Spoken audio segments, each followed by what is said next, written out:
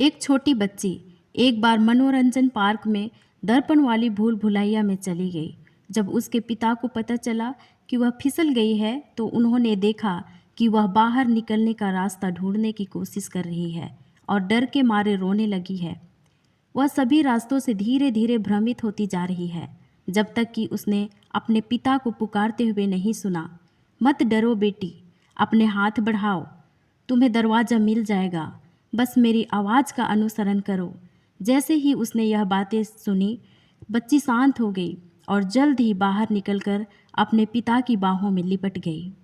आज लाखों लोग आनंद, सद्भाव और शांति की इच्छा रखते हैं, लेकिन इसके बदले में निराशावाद, दुश्मनी और अशांति की दुनिया में डूबे हुए हैं।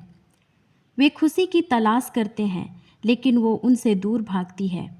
कई लोग हार मान लेते हैं और निराशावाद के आगे झुक जाते हैं और इस प्रकार अपनी दुनिया की वास्तविकता को अवास्तविकता से मिटा देते हैं। आज बहुत से लोग अपने माइक्रोस्कोप की सहायता से परमेश्वर को जानने की कोशिश करते हैं, लेकिन वे असफल रह जाते हैं और परमेश्वर अज्ञात, मौन और अदृश्य बना रहता है। हालांकि ईश्वर अब भी उन लोगों से बातें करता है जो उसकी आज्ञा मानने के लिए तैयार हो। आज हम इस वीडियो में देखेंगे कि परमेश्वर किन किन माध्यमों से हमसे बातें करता है। पहला, प्रकृति के माध्यम से बातें करता है। प्रकृति अपनी ही भाषा में परमेश्वर के अस्तित्व को बताती है, चाहे वो एक बच्चे का जन्म या पक्षियों का चहचहाना ही क्यों ना हो। फूलों की सुंदरता, ऋतुओं की नियमितता, सूर्य, चंद्रमा और सितारे, सब कुछ परमेश्वर के कार्यों का वर्णन करते हैं। बाइबल कहती है, भजन संहिता 19 उसके 1 और 2 में, आकाश परमेश्वर की महिमा का वर्णन कर रहा है और आकाश मंडल उसके हाथों के काम को बयान कर रहा है। दिन से दिन बातें करता है और रात से रात ज्ञान प्रकट करती है। ब्रह्मांड का आकार हमेशा से मनुष्य के लिए समझ से परे है। एक वैज्ञानिक भी जो ईश्वर पर विश्वास नहीं करता, वह पूरी तरह से चकित हो जाता है जब वह देखता है कि धरती पर मनुष्य कितना छोटा है, जो अनुमानित 100 बिलियन आकाश गंगाओं का एक हिस्सा है, जिसमें प्रत्येक आकाश गंगा में 100 बिलियन तारे और ग्रह हैं। बाइबल कहती है, उसके अनदेखे गुण अर्थात उसकी सामर्थ्य और ईश्वरत्व जगत की सृष्टि के समय से उसके कामों के द्वारा देखने में आते हैं। रोमियो 1 उसका 20 वचन। परमेश्वर कहता है कि हम प्रकृति का अवलोकन करके ही उनके बारे में बहुत कुछ जान सकते हैं। चूंकि उन्होंने सृष्टि के माध्यम से बातें की है, इसलिए आज किसी भी मनुष्य के पास उस पर विश्वास ना करने के लिए कोई भी बहाना नहीं है। यही कारण है कि भजनकार लिखते हैं, मूर्ख ने अपने मन में कहा, कोई परमेश्वर नहीं। भजन संहिता 14 उसका 1 वचन। ईश्वर प्रकृति के माध्यम से बोलता है, लेकिन हम उसे केवल एक पेड़ के नीचे बैठकर और आकाश को देखकर नहीं जान सकते। इसलिए उसके हर एक सृष्टि को ऑब्जर्व करें। इससे आप जान पाएंगे कि सचमुच कोई है जिसने इन सब की सृष्टि की है। दूसरा, परमेश्वर हमारे विवेक या कॉन्शियस के माध्यम से बातें करता है। विवेक सही और गलत का बोध है। किसी व्यक्ति के भीतर के विचार और भावनाएं जो उसे बताती है वह कब सही और कब गलत कर रहा है। परमेश्वर हमारे विवेक में खुद को प्रकट करते हैं। बाइबल कहती है कि मनुष्य का विवेक यहोवा की खोज की ज्योति है, जो उसके इरादों को प्रकट करता है। नीति वचन 20 उसका 27 पद। और जब हम यह महसूस करते हैं कि हमारी विवेक ना केवल हमारे कार्यों की जांच करता है, बल्कि उन कार्यों के पीछे के उद्देश्यों को भी जांच करता है, तब यह स्पष्ट हो जाता है कि ईश्वर वास्तव में हमारे विवेक के माध्यम से हमसे बोलता है। यहाँ तक कि जो लोग परमेश्वर को नहीं जानते, वे भी अपने भीतर किसी ऐसी चीज के अस्तित्व को महसूस करते हैं जो एक मार्गदर्शक शक्ति है। और कुछ लोगों में ईश्वर के बिना भी दूसरों की तुलना में विवेक की भावना अधिक मजबूत होती है, लेकिन पाप के जरिए विवेक कठोर हो सकता है, यहाँ तक कि मर भी सकता है।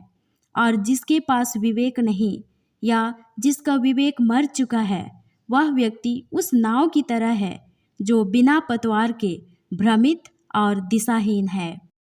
तीसरा, परमेश्वर पवित्र शास्त्र के माध्यम से बोलता है। बाइबल एक ऐसी पुस्तक है जो हमें सृष्टिकर्ता के बारे में बताती है। बाइबल अपने दावों, अपनी शिक्षाओं और अस्तित्व में अद्वितीय है। कईयों ने बाइबल पर हमला किया, उसके शिक्षकों का उपहास किया है।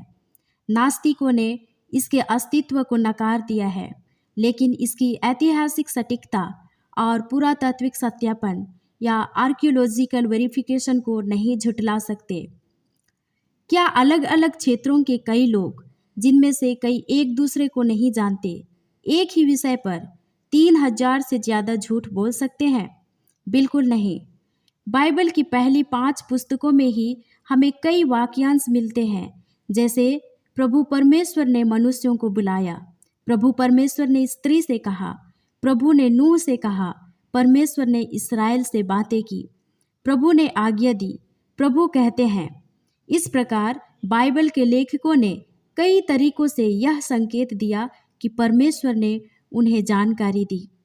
बाइबल के पुराने नियम में ही उन्होंने 3000 बार कहा कि परमेश्वर ने बात की। इनमें कई भविष्यवाणियां हैं जो पूरी भी हो चुकी है, और आज भी लोग महसूस करते हैं कि परमेश्वर अपने वचनों के माध्यम से बातें करता है।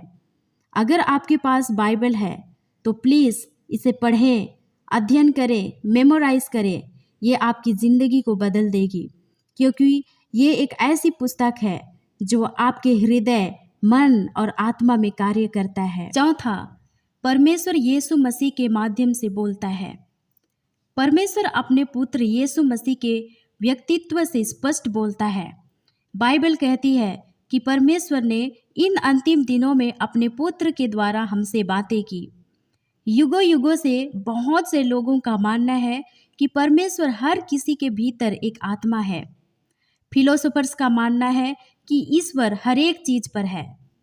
दुनिया के ज़्यादातर धर्मों में ये माना जाता है कि भगवान धरती पर आएंगे, और ऐसे कई लोग हुए जो दावा करते आए हैं कि वे भगवान हैं। लगभग 2000 साल पहले एक मध्य पूर्व के एक छोटे से शहर में मीका की गई भविष्यवाणी तब पूरी हुई जब परमेश्वर शरीर में प्रकट हुआ।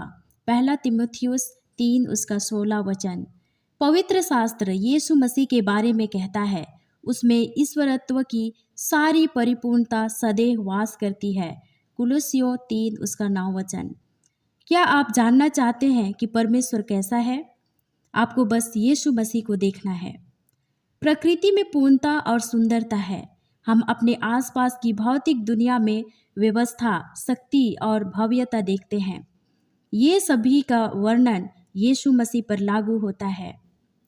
हमारे विवेक के काम करने और लिखित शास्त्रों की भव्यता में हम न्याय, दया, अनुग्रह और प्रेम पाते हैं। ये यीशु मसीह के गुण हैं। जैसा लिखा है, वचन देहधारी हुआ और हमारे बीच में डेरा किया। यूहन्ना 1 उसका 14 वचन। बाइबल कहती है, परंतु ये इसलिए लिखे गए कि तुम विश्वास करो कि यीशु ही परमेश्वर का पुत्र है और विश्वास करके उसके नाम से जीवन पाओ। यूहन्ना 20 उसका 31 वचन। इस प्रकार ईश्वर को जानने की हर जरूरत, अनंत जीवन की हर उम्मीद, एक नई सामाजिक व्यवस्था की हर इच्छा, इन सभी को केवल उसी से जोड़ा जाना चाहिए जो इन लक्ष्यों को पूरा कर सकता है, और वो है यीशु मसीह। जब हम यीशु मसीह के पास आते हैं तब अज्ञात ज्ञात हो जाता है। हम स्वयं ईश्वर का अनुभव करते हैं, और जब हमारा अंधकारमय जीवन परमेश्वर की उपस्थिति के प्रकाश का अनुभव करता है तो हम देख पाते हैं कि जिस संसार में हम रहते हैं उसकी उलझन और निराशा से परे एक और दुनिया है। परमेश्वर ने स्वयं को इस छोटे से ग्रह पर मानव जाति के सामने प्रकृति, विवेक, बाइबल और यीशु मसीह के व्यक्तित्व के माध्यम से प्रकट किया है। परमेश्वर आज अपनी बाहों को फैलाए आपको बुलाता है। उसके पास आए और आनंद और भरपूरी का जीवन पाए।